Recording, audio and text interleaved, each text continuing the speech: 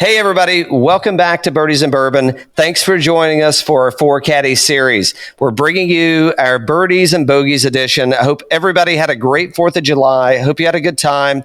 A little too much bourbon for me going to the Gronies. Cheers. Cheers. Hey, thanks to everybody that's watched, liked, and followed. Down below, please hit subscribe.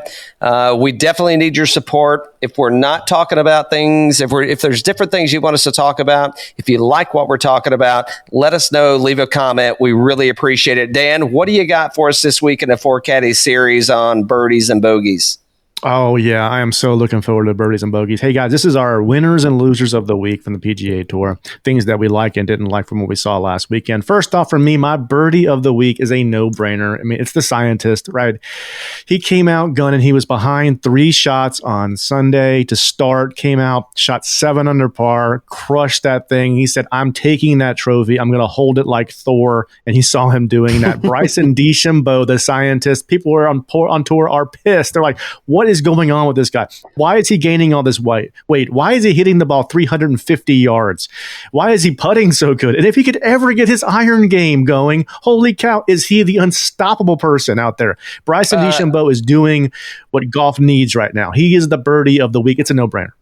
Yeah, that's a good pick. And I tell you what, he's scared Koepka so much. Koepka has figured out a way to get his brother on tour. I guess it's like 2-on-1 now. It's like, you're not punking me in the locker room, bud. Oh my goodness! What about you? You got a birdie? Yeah, I got a birdie, man. So this dude came in hot. Came in not temperature wise. He had tested negative multiple times, and but he comes in hot Thursday morning for an afternoon round. And he had a great tournament. T12, Cameron Champ. I mean, here's hey, talk about the PGA bubble.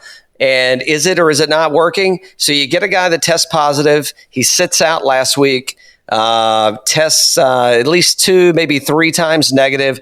They say they got to withdraw Kevin Na. They're like, hey, man, we need you here. We got you an afternoon tee time. Can you get here? Wheels up. Yep. He shows up and shoots a 69 right off the plane. 68 second round, 71 third round, and 66 on Sunday. Cameron Champ, if he stays away from Sergio Garcia, maybe in my lineup next week. Outstanding pick. I think that we got a lot of good things we're going to be seeing from Cameron Champ. I mean, the guy is young, and we got to watch him a lot on Sunday because he was in contention there in the early morning round. We got to watch a lot of him play, and I loved it. I loved watching him play. I am excited to see what this kid's got in store for us on the PGA Tour. Absolutely. Okay, you got a bogey? Got a bogey? Who's your bogey? I do have a bogey. I got to get to my bogey. I'll go first. My bogey is Harry Higgs. Harry Higgs has been playing pretty good. He's been getting a lot of attention from the PGA Tour over the last couple of weeks. He's Mr. Tito's in water. Everybody loves him. He's got a good personality. He's easy to get along with. And he's been playing pretty well. I'll be keeping an eye on him in terms of just maybe wanting to play him in some of these fantasy lineups or whatnot. I haven't pulled the trigger on him yet. He looked pretty good. Yeah, I know, right? And then I don't know what happened last weekend. +6 on Saturday, +1 on Sunday. And I guess he really wanted to get the hell out of Detroit because it wasn't clicking for him there at the Rocket Mortgage. So, yeah, Harry Higgs, bogey of the week, buddy. Not liking the direction we're going in there. Yeah, I think Harry found the nacho bar, and he's like, the hot salsa can't be that hot. I'll just have a little extra because Harry shit all over himself over the weekend, man. I mean, it just wasn't. I mean, yeah, it was a poor display. I mean, he just couldn't get anything together. Again, he's a professional. He's on the tour. He's got his card. But Harry really struggled, man. Harry had a rough time. That's a fair bogey. Yeah. So my bogey is it's a soft. It's like it's a lip out bogey. Oh boy. But I'm going to tell you, man. The cowboy, old Pistol Pete Jr. Yeah.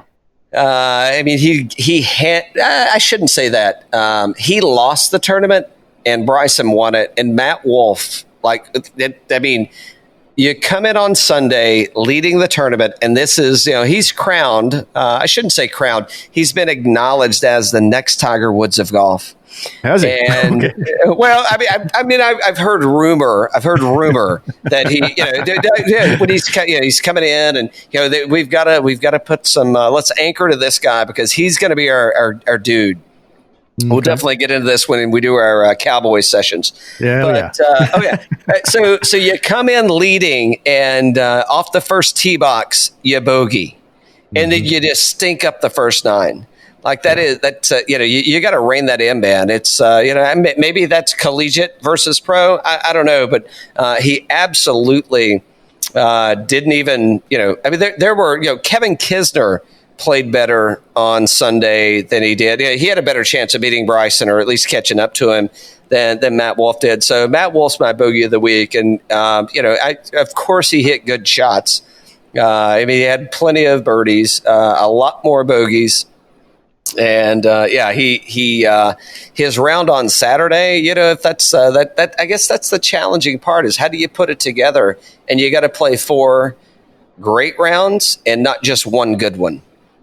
Yep. So it's interesting pick, being a bogey of the week. And I agree with you from a Matt Wolff perspective. Had a great round on Saturday, crushed the course, came out on Sunday and really stumbled off the start. He had a 3-shot lead on Sunday, stumbled off the start, turned it around in the backside. Well, I'm interested to see how his mind shapes around this because he says that he's trying not to care as much, and trying to take it one day at a time and taking that mindset. I'm interested to see if this messes with him or if he overcomes it. But yeah, great bogey of the week. But coming back from your birdie, and you've got another guy that just won the tournament that beat him. Even if Matt Wolff would have been on par, if he would have been playing, if he would have been striping the ball and landed down, I think Bryson had an extra gear in him. That dude he is geared up and ready to go. So I'm interested to see what he's going to do next week. Is this going to shake him like it did Morikawa, Schauffele? At the Schwab. I think it wrecked those dudes when they missed those putts and they went to the playoff. I don't know. We'll see what Matt Wolff's made of, man. And does he have got the moxie to make it through? It's the question is now, and he won a ton of college events, but the question is he a pressure player? Because this weekend he's laughing this off. He's laughing it off. He's saying, I don't care. I was just having a good time. I need to take the mindset that I don't care. That's not the mindset. No way. You got to get in there and take it. Does Tiger Woods ever say he doesn't care? Are you kidding me? Oh, good Lord. Do you think Bryson care? Do you think Bryson woke up this morning on Sunday morning and was like, I don't care if I win or not. I'm just going to figure it out. We'll see what happens. Hey, Tom Brady. Tom Brady doesn't care. Exactly. Hey, Matt Wolff, be careful or you might turn into the next Ricky Fowler. Oh, well, maybe that's what he wants. Anyway, we'll get into that later. But he did say he didn't care, right? That's what he said? Yeah. Said he didn't care. All right. My other bogey of the week is Rory Sabbatini. A guy that I've actually been playing. I played him last week. I liked the way he's been playing. And then he goes in and he goes 76, 72 to start the tournament, misses the cut. I'm like, what happened to Rory Sabbatini? Maybe he needed some time off. Maybe it was just too much, too soon. I don't know. But holy cow, dude, I was all in on your progress. And then that threw me for a curveball, son. Curveball. Got anything else? Any other bogeys? The one I'd like to, I don't have a bogey. I have another birdie. Okay. I got the Kiz, man.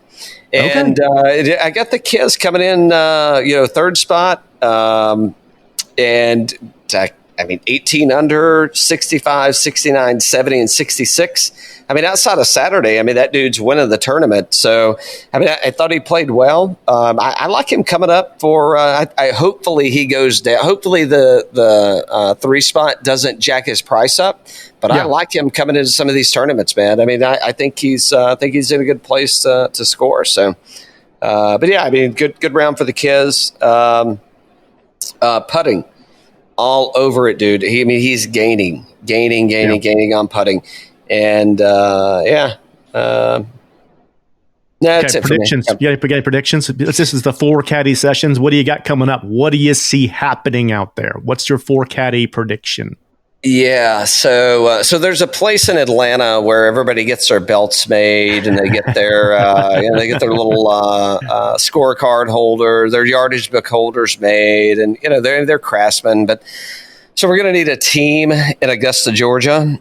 Because I don't know how much more weight Bryson's going to gain, but he's going to need. Hey, I'd say go ahead and get his jacket ready for Augusta. All right. Oh, yeah. So you're claiming a win in Augusta, huh? That's a pretty bold prediction right there. It's a four. As a Forecaddie, I would say, green's clear, bomb away. Yeah, I got a different prediction, and it's similar to yours, and that we're probably choosing the same player. My prediction is Bryson DeChambeau. I'm not going bold, outright winner for the Masters. I'm saying he's the new Sanjay M. He's packing a lunch. He's playing a lot of tournaments, and that is your FedEx Cup champion for 2020. Yeah. I think Bryson DeChambeau is going to win the FedEx Cup this year. Absolutely. Yeah, that's a better bet than you know how to make smart bets anyway. So, okay, hey guys, thanks so much for joining in. Let us know your comments. Do you think Bryson is going to win the FedEx Cup? Do you think he's going to win the Masters this year? Do you think they can make a jacket big enough for the Hulk? Oh, that's great. It'd be great if he won it. And it's green. And it's green. Let us know hey guys. Hey, subscribe, please leave us some comments, man. I mean, it's so important that you do that so we can stay on the air and keep this thing going. So cheers. Cheers.